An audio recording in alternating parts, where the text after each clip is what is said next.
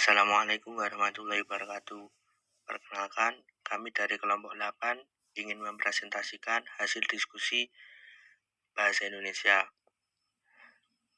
Kelompok kami beranggotakan 1. Ratna Indah Pratiwi 430102124. 2. Muhammad Iqbal Pahlevi 430102146. 3. Bella Artamevia 430102150. Di sini saya sebagai moderator akan menjelaskan pemakaian tanda baca. A. Pengertian tanda baca. Tanda baca adalah simbol yang tidak berhubungan dengan suara atau kata dan frasa dalam suatu bahasa, melainkan berperan untuk menunjukkan struktur dan organisasi suatu tulisan dan juga intonasi serta jeda yang dapat diamati sewaktu pembacaan. Tanda baca menjadi sangat penting karena dengan memperhatikan tanda baca dalam suatu aturan yang disepakati, yaitu EYD memberikan penilaian tersendiri terhadap hasil karya tulis ilmiah itu sendiri. Kesalahan pemakaian tanda baca dalam penulis suatu kata akan berdampak terhadap arti kata itu sendiri. B. Pemakaian tanda baca. Pemakaian tanda baca bersangkutan dengan 1. Tanda baca apa yang tepat dipilih dalam menuliskan kalimat atau karangan dalam bahasa Indonesia. 2. Bagaimana cara menuliskan tanda baca tersebut, rapat ataukah renggang atau spasi. EYD memberikan salah satu pedoman dalam hal penggunaan tanda baca. Tanda baca yang akan dibahas dalam makalah ini adalah 1. Tanda titik, 2. Tanda koma, 3. Tanda titik koma, 4. Tanda titik 2, 5. Tanda hubung, 6. Tanda tanya, 7. Tanda seru, 8. Tanda kurung, 9. Tanda garis miring, 10. Tanda petik, serta tanda baca yang memiliki arti khusus yang menjadi pedoman untuk kita bersama. A. Tanda titik. Untuk mengakhiri sebuah kalimat yang bukan pertanyaan atau seruan. Contoh, ayahku ditinggal di Dubai. 2. Tanda titik dipakai di belakang angka atau huruf dalam satu bagan. Contoh, A. 1. Pendahuluan, A. Latar belakang, B. Rumusan masalah, C. Batasan masalah. 2. Pembahasan. A. Perkembangan bahasa Indonesia, B. Kedudukan bahasa Indonesia. 3. Penutup, A. Simpulan, B. Saran. B. Patokan umum. 1. Isi karangan, 2. Ilustrasi, 3. Gambar tangan, 4. Label, 3. Grafik.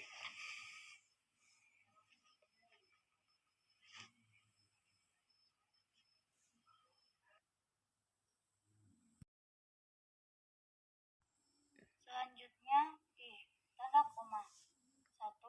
Tanda koma dipakai untuk unsur-unsur dalam suatu pemerincian atau pembilang, memisahkan anak kalimat dari induk kalimat apabila anak kalimat tersebut mendahului induk kalimat.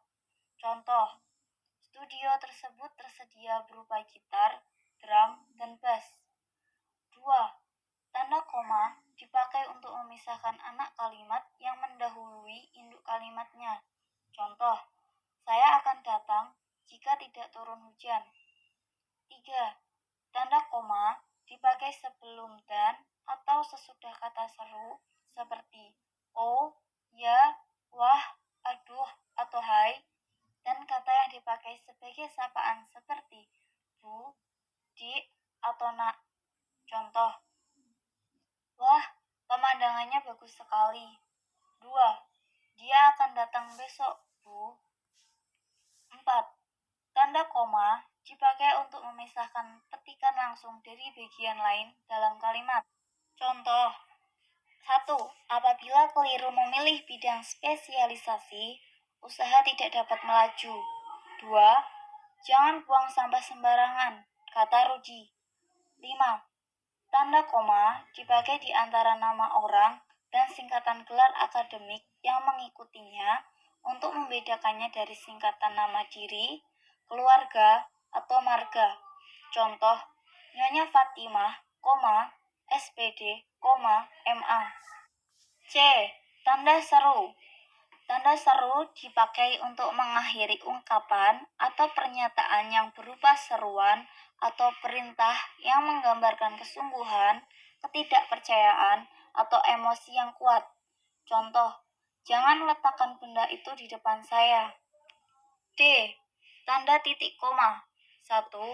Tanda titik koma dapat dipakai sebagai pengganti kata penghubung untuk memisahkan kalimat setara yang satu dari kalimat setara yang lain di dalam kalimat majemuk. Contoh, hari makin sore, kami belum selesai juga. 2. Tanda titik koma dipakai untuk memisahkan bagian-bagian pemerincian dalam kalimat yang sudah menggunakan tanda koma. Contoh, ibu membeli buku, pensil, dan tinta, baju, celana, dan kaos. Tanda titik 2. 1. Tanda titik 2 dipakai pada akhir suatu pernyataan lengkap yang diikuti pemerincian atau penjelasan. Contoh, Fakultas Ekonomi UPN Yogyakarta memiliki 3 jurusan, akuntansi, manajemen, dan ilmu ekonomi.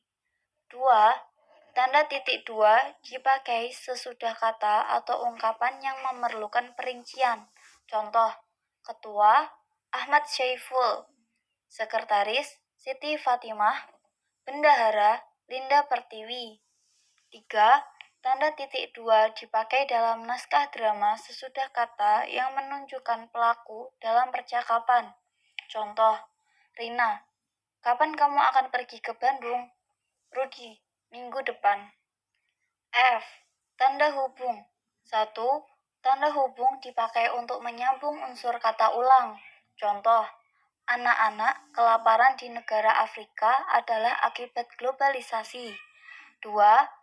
Tanda hubung dipakai untuk menyambung tanggal, bulan, dan tahun yang dinyatakan dengan angka atau menyambung huruf dalam kata yang dieja satu-satu.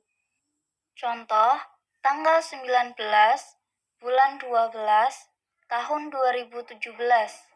3.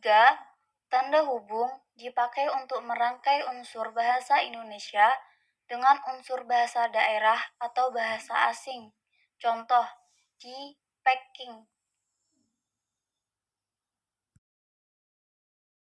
Selanjutnya, G. Tanda elipsis. 1. Tanda elipsis dipakai untuk menunjukkan bahwa dalam suatu kalimat atau kutipan ada bagian yang dihilangkan. Contoh, lain lubuk, lain ikannya. 2. Tanda elipsis dipakai untuk menulis ujaran yang tidak selesai dalam dialog. Contoh, plak, alhamdulillah, kuda itu berjalan dengan cepat sampai-sampai orang itu tidak bisa mengendalikannya. Di depan terlihatlah jurang yang sangat dalam. H. Tanda tanya. 1. Tanda tanya selalunya dipakai pada setiap akhir kalimat tanya. Contoh, siapa Presiden Indonesia saat ini? 2.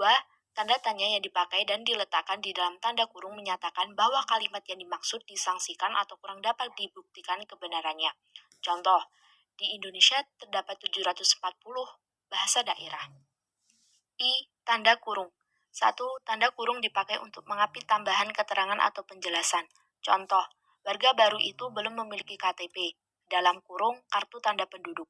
2. Tanda kurung dipakai untuk mengapit keterangan atau penjelasan yang bukan bagian utama kalimat. Contoh, keterangan itu, dalam kurung lihat tabel 10, menunjukkan arus perembangan baru pasar luar negeri.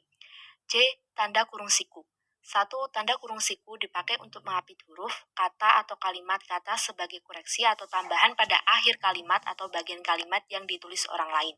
Contoh, penggunaan bahasa dalam karya ilmiah harus sesuai dengan kaidah bahasa Indonesia. 2. Tanda kurung dipakai untuk mengapit keterangan dalam kalimat penjelas yang sudah bertanda kurung. Contoh, persamaan akuntansi ini dalam kurung perbedaannya ada di bab 1.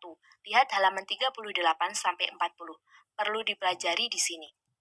K. Tanda petik. 1. Tanda petik 2 dipakai untuk mengapit petikan langsung yang berasal dari pembicaraan, naskah, atau bahan tertulis lain.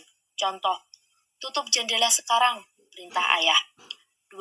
Tanda petik 2 dipakai untuk mengapit judul syair, karangan, bab buku apabila dipakai dalam kalimat.